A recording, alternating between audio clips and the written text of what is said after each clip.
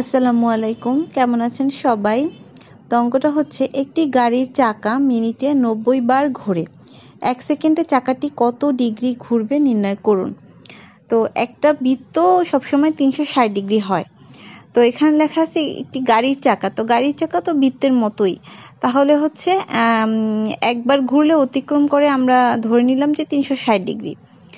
তাহলে 90 বার ঘুরলে অতিক্রম করে 360 ইন্টু 90। হ্যাঁ, তো এখানে লেখা আছে যে একটি গাড়ির চাকা মিনিটে 90 বার ঘোরে। তাহলে এই যে 90 বার যেটা ঘুরলো এইটাই তো মানে দেখা গেছে 1 মিনিট সমান সমান 60 সেকেন্ড না, 1 মিনিট সমান সমান 60 সেকেন্ড। তাহলে এই যে 90 বার যেটা ঘুরলো সেটাই তো আসলে 1 মিনিটে ঘুরে, তাহলে এতটুকুই মানে 1 মিনিটে 90 বার ঘোরে। তাহলে 90 বার ঘুরলে মানে যেটা আসে 360 ইন্টু 90, তো এটাই তো 1 মিনিটে ঘুরে আর কি। তো তাহলে 1 মিনিট সমান সমান 60 সেকেন্ড।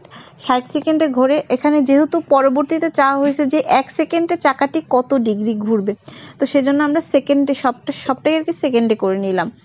তো 60 সেকেন্ডে ঘোরে, তাহলে 360 ইন্টু 90। এটাকে কেউ যদি আপনারা চান তাহলে গুণ করে নিতে পারেন। আমি আর কি বোঝার সুবিধার্থে বা সহজে করার জন্য এভাবেই রেখে দিছি। অতএব 1 সেকেন্ডে ঘোরে, কাটাকাটি করলে 540 আসে। তো আশা করছি সবার ভালো লেগেছে। সবাই ভালো থাকবেন। আল্লাহ হাফেজ।